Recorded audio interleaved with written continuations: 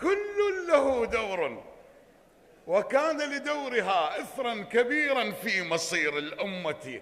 أم البنين وبعد فاطمة ترى من غيرها كفءا لدور البضعة.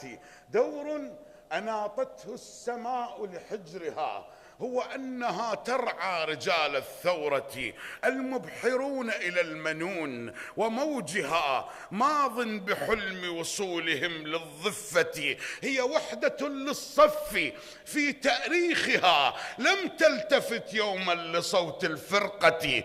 هي في دعاء الحائرين وسيلة، والخطوة الأولى لحل العقدة. أم تئم بنينها في كنية كالمؤمنين بظهر يوم الجمعة. ولمريم العذراء وقت مخاضها رطبا تساقط من ثمار النخلة. لو أن فاطمة بيوم ولادة العباس عادت كي تعيد الكرة لتساقط النجم الذي من فوقها، وهوت بأمر الله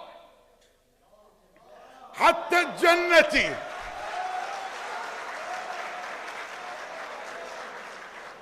طاحت الجنة من ولد عباس، كون أم البنين تهز جذع نخلة. مو قصة شعر.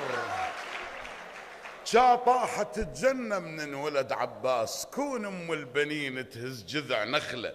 مو قصة شعر أو عن قصة تهويل، هي الجنة كلها بس لو لهله. لو ما جاي عيسى، لو ما جاي عيسى. مو قصة شعر أو عن قصة تهويل، هي الجنة كلها بس لو لهله. لو ما جاي عيسى حمل دينه يطيح، ويحمل الإسلام المصطفى يحمله. لكن يا ترى العباس لو ما جاي شلون بضع عن زينب ياهو لي كفله.